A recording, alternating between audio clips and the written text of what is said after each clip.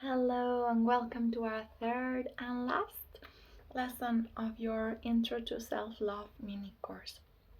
Today I will be telling you about a few ways that you can use to soothe and regulate your nervous system, to release any emotions that may be bothering you, and to reprogram your own mind, to shift your own mood, to control how you feel and how you think on the daily basis.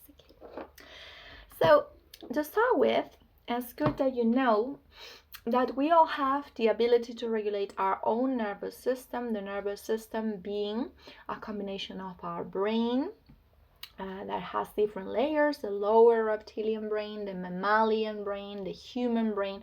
Only a little part of our brain is conscious, logical, and analytical. Most of our brain is unconscious, animalistic, and primal.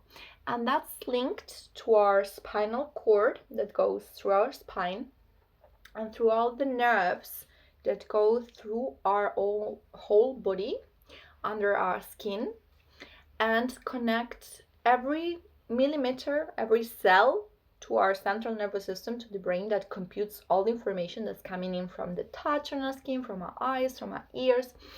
And so whenever we feel agitated by something, it's because our nervous system interpreted a certain type of stimuli as a threat.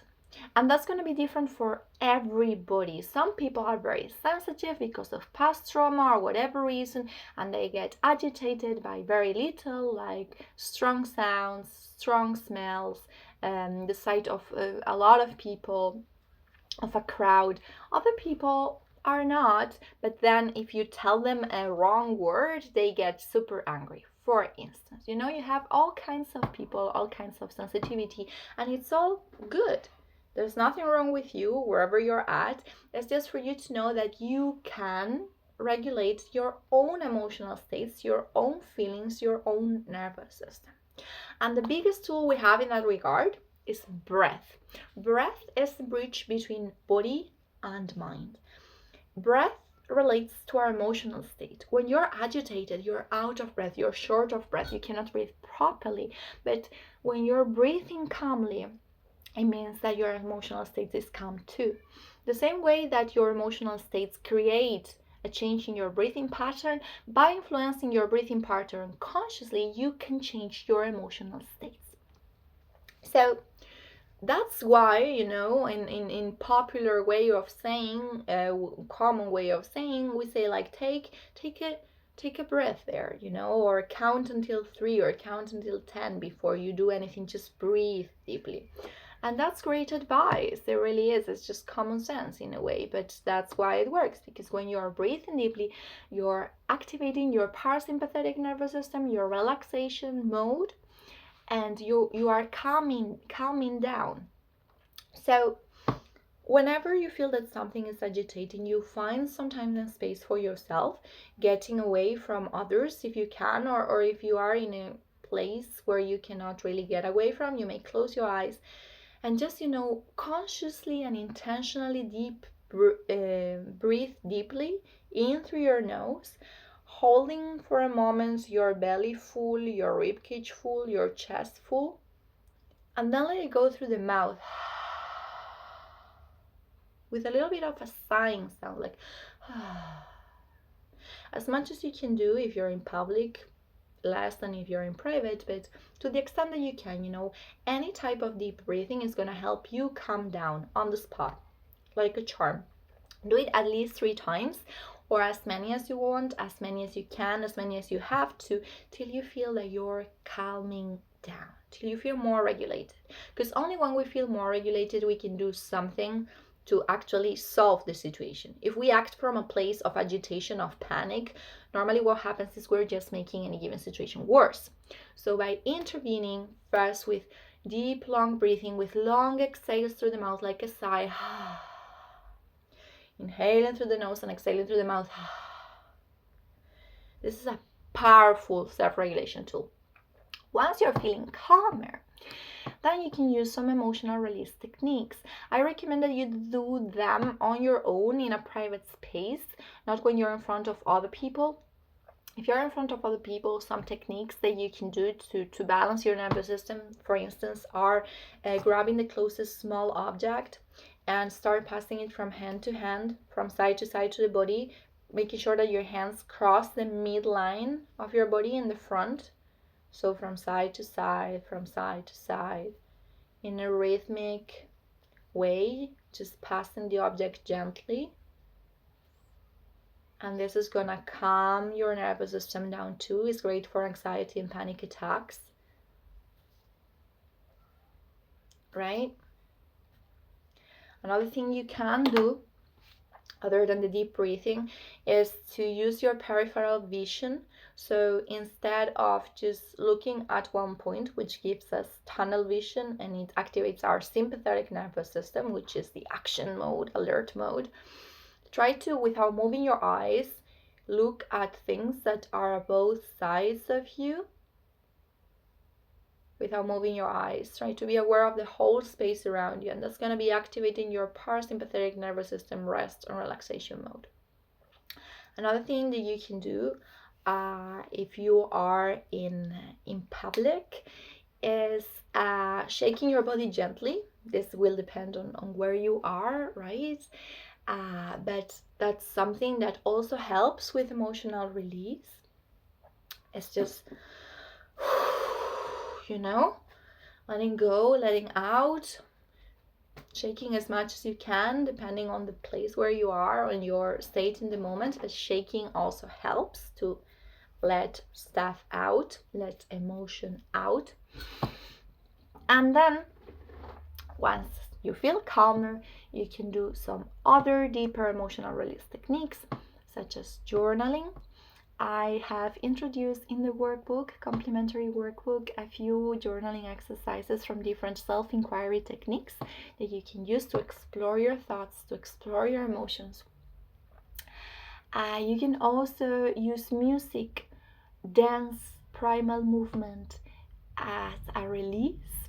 So just playing whatever type of music you feel resonates with emotion. You can play some angry music, you can play some joyful music, some sad music to help you let go of the emotion. If you need a good cry, if you need to punch a pillow, if you need to shout into a pillow, or just shout out loud if you go to a place where nobody's going to be worried that you're shouting.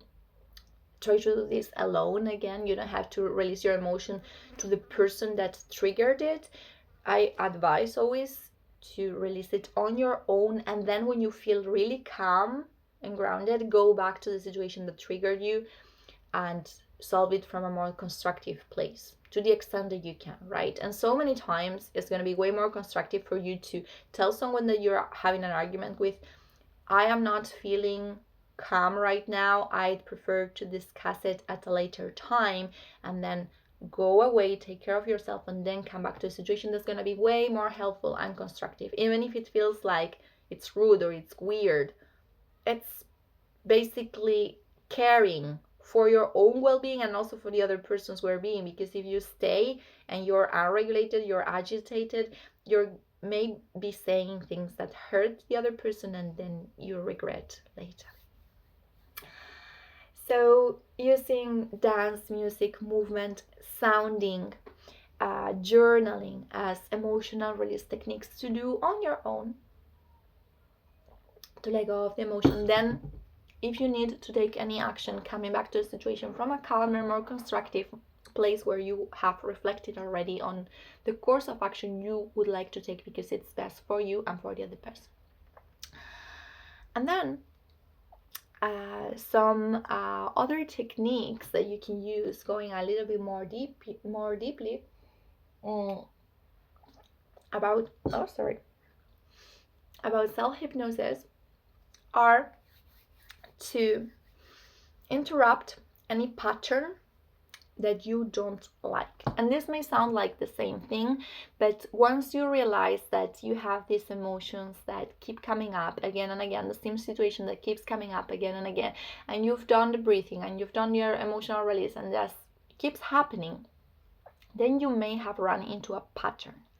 And to interrupt any pattern, and this was tried by neuroscience, tested with OCD patients, whenever you feel that you're going into a spiral of negative thinking or negative emotion, wherever, just go do something else that you enjoy instead. And that's going to be breaking the pattern of worry, of doubt, of fear, of anxiety, and giving you something positive to feel, something positive to look forward to. And here I recommend to stick to positive, enjoyable behaviors that are also healthy.